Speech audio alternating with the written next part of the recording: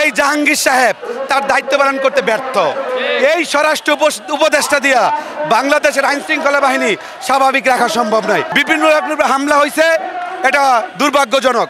আরে বাইরে দুঃখজনক যে শব্দ চয়ন সেইটুকু যার ধারণা নাই, উনি কিসের আইন শৃঙ্খলা বাহিনী নিয়ন্ত্রণ করবে? তার আপনারা জানেন মাথায় আঘাতের ফলে তার সেলগুলো কাজ করতেছে না, সে মানুষের সাথে স্বাভাবিক কথা বলতে পারতেছে না, এইভাবে আহত করেছে। উপদেষ্টা মহোদয় বলছে ওনার উন্নত চিকিৎসার জন্য বাইরে নিব। আসিফ নজরুল স্যার বলল বাইরে নিব। আসিফ দেখতে গিয়া এলজেডির মন্ত্রণালয়ের উপদেষ্টা বলল যে এটা সরকারের দায় নিতে হবে। দায়টা নিবে কারা?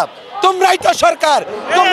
তোমরা হাকিম হইয়া হুকুম করো, তোমরা পুলিশ হয়ে ধরো, তোমরা সাপ হইয়া দংশন করো, তোমরা ওজা হইয়া ধারো।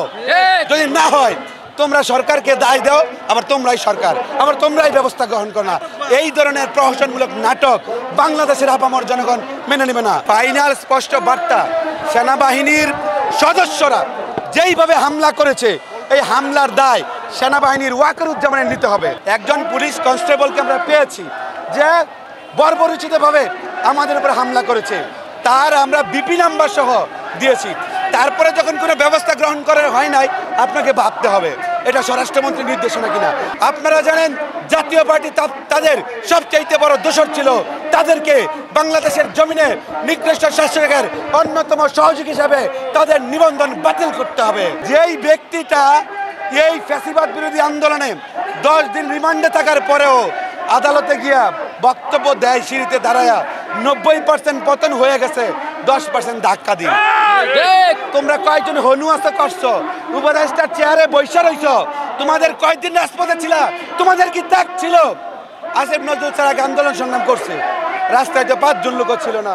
উনি বলছেন আমি যদি দায়িত্ব পাইতাম তাহলে জীবন যৌবন দিয়ে কাজ করতাম। এখন দায়িত্ব পাইছেন না, কোথায় জীবন কোথায় যৌবন দিয়ে কাজ করেন?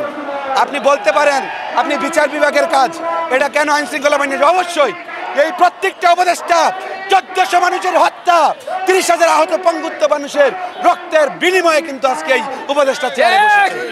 আপনার রক্তের সাথে বেইমানি করছেন, বেইমানি কইরা আপনাদের ফ্রেন্ডস ক্লাবের সদস্য দিয়ে আপনার উপদেষ্টা পরিষদ গঠন করছেন, যার বদৌলতে দেশের আইন শৃঙ্খলা বাহিনী ঠিক নাই, বিচার বিভাগ ঠিক নাই, আওয়ামী লীগের গুন্ডা বান্ডারা জামিন পেয়ে যাচ্ছে। ভাই অভ্যুত্থানের 1 বছর হলো না, তারা জামিন পাওয়া মানে কি? ভবিষ্যতে যারা ফ্যাসিবাদী কায়দায় এইভাবে পিটাবে, হামলা করবে, তাদের জন্য কি সুব্যবস্থা করে রাখছে? জামিন তো হয়ই। সুতরাং আপনারা জানেন, আমি স্পষ্টভাবে বলে দিতে চাই, আওয়ামী লীগকে রোমানিয়ার চশেস্কুকে সবচেয়ে নিকৃষ্ট শাসক বলা হয়। সুতরাং বাংলাদেশ সরকারকে সুস্পষ্টভাবে ফ্যাসিবাদী কায়দায় আওয়ামী লীগ 1400 মানুষের হত্যা, 30,000 আহত পঙ্গুত্ব মানুষের জন্য তাকে এই বাংলাদেশে সবচেয়ে নিকৃষ্ট শাসক হিসেবে ঘোষণা করতে হবে।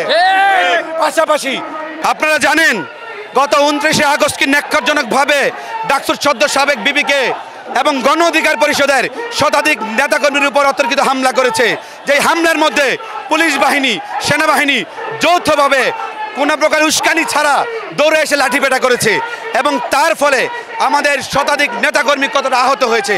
আমরা স্পষ্টভাবে বলে দিতে চাই, আজকে যেই ধরনের কর্মকাণ্ড ঘটিয়েছে এইটা রাষ্ট্রের প্রতিটি গণতন্ত্রকামী শক্তির জন্য হুমকি স্বরূপ। আমরা স্পষ্টত বলে দিতে চাই, আজকে রাষ্ট্র ব্যবস্থার মধ্যে যেই ধরনের কর্মকাণ্ড দেখতে পাচ্ছি, এই বিচার সংস্থা, আইন বিভাগ, কারো উপর জনগণের বিন্দুমাত্র আশা আকাঙ্ক্ষার জায়গা নাই। সুতরাং এই বিচার বিভাগের মাধ্যমে, এই স্বরাষ্ট্রমন্ত্রীর মাধ্যমে বাংলাদেশের আইন কানুন কোনো বাস্তবায়ন রাখা সম্ভব নয়। আমরা স্পষ্ট কয়েকটি কথা বলে দিচ্ছি, আমাদের দাবি দেওয়া পানির মতো পরিষ্কার। এখন বর্তমানে এই জাহাঙ্গীর সাহেব তার দায়িত্ব পালন করতে ব্যর্থ। এই স্বরাষ্ট্র উপদেষ্টা দিয়া বাংলাদেশের আইন শৃঙ্খলা বাহিনী স্বাভাবিক রাখা সম্ভব নয়।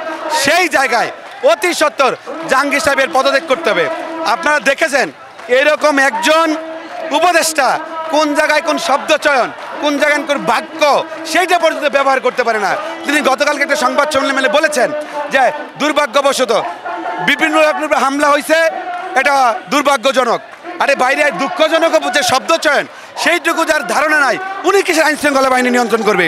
কথা আপনারা স্পষ্টভাবে জানেন, এই হামলাটা হয়েছে সম্পূর্ণরূপে এই রাষ্ট্রের সবচাইতে গণতন্ত্রকামী শক্তি, গণতন্ত্রের মুখপাত্র বিপি নুরুল হক নূর সহ গণ অধিকার পরিষদের নেতাকর্মীদের স্তব্ধ করার একটি কৌশল, যাতে পরবর্তীতে কোন গণতন্ত্রকামী শক্তি দেশের জন্য কাজ না করতে পারে তার একটি মেসেজ দেওয়ার চেষ্টা করেছে।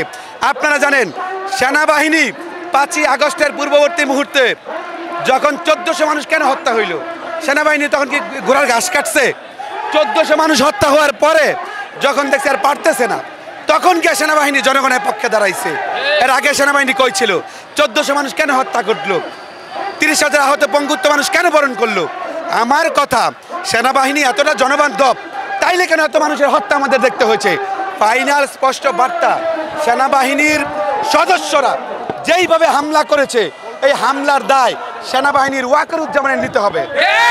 এখন উনি বলতেই পারেন যে আমি দায় নিব না, ওকে ওয়েলকাম। আপনি যদি দায়ভার না নেন তাহলে আপনি পরিষ্কার করেন যে আমার এরা নির্দেশনা ছিল না, আমি সোলজারদের বিরুদ্ধে ব্যবস্থা নিচ্ছি যারা হামলা করেছে। আপনি হামলা করার নির্দেশনা দেন নাই, যেই সোলজার যে আহত করেছে তাদের বিরুদ্ধে ব্যবস্থা নেওয়ার সুযোগও দেন নাই, তার মানে এটা আপনার নির্দেশনা হয়েছে।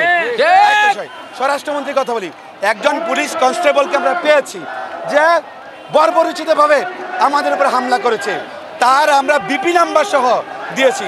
তারপরে যখন কোনো ব্যবস্থা গ্রহণ করা হয় নাই, আপনাকে ভাবতে হবে এটা স্বরাষ্ট্রমন্ত্রীর নির্দেশনা কিনা, স্বরাষ্ট্র উপদেষ্টার নির্দেশনা কিনা। ভাবলাম ওনার নির্দেশনা নাই, তাহলে বিচার করেন, বলেন আমার নির্দেশনা ছিল না। ওদের বিচার যখন করবেন না, আমরা বুঝে গেছি আপনারা গণতন্ত্রের সবচাইতে বড় শক্তি এই বিপিনুল হক নূর সহ গণ অধিকার পরিষদের কণ্ঠকে টুটিকে চেপে ধরার চেষ্টা করেছেন এবং অত্যন্ত সুকৌশলে একটা বার্তা দেওয়ার চেষ্টা করেছেন। বার্তাটা কি বন্ধুগণ? যাতে পরবর্তীতে আবার কোনো ফ্যাসিবাদের বিরুদ্ধে রুখে না দাঁড়াতে পারে। আপনারা জানেন জাতীয় পার্টি তাদের সবচাইতে বড় দোষর ছিল, তাদেরকে বাংলাদেশের জমিনে নিকৃষ্ট শাসকের অন্যতম সহযোগী হিসাবে তাদের নিবন্ধন বাতিল করতে হবে। আপনারা কি চান যারা আজকে জুলাই আগস্ট অভ্যুত্থান চেতনার বিরোধী শক্তি, তাদের বাংলাদেশে রাজনীতি করার কোনো অধিকার নাই? আরেকটা ব্যাপার আমরা বলেছি, এই জুলাই আগস্ট অভ্যুত্থানে বিপি নুরুল হক নূর সহ যারা সিভিয়ার কেস, তার সেলগুলা আমি মাহফুজ জুলাই আগস্ট অভ্যুত্থানে রবার বুলেট বিদ্ধ হয়েছি, অথচ নাব্য চেতনাধারী যারা তারা তালিকাবদ্ধ হয়েছে, সুবিধা পাইছে। আমরা স্পষ্টভাবে বলতে চাই এই সরকারের মূল দায়িত্ব হচ্ছে বর্তমানে এই দেশের আইন শৃঙ্খলা বাহিনী স্বাভাবিক রাখা, বিপিনুল হক নূর সহ গণ অধিকার পরিষদের শতাধিক নেতাকর্মীর উন্নত চিকিৎসা নিশ্চিত করা, দেশের বাইরে প্রেরণ করা। পাশাপাশি আপনারা জানেন জাতীয় পার্টি যে কর্মকাণ্ড করেছে তাদের নিবন্ধন বাতিল করে আগামীর গণতন্ত্রকে সমুন্নত করার জন্য অগ্রণী ভূমিকা পালন করা। ধন্যবাদ সবাইকে।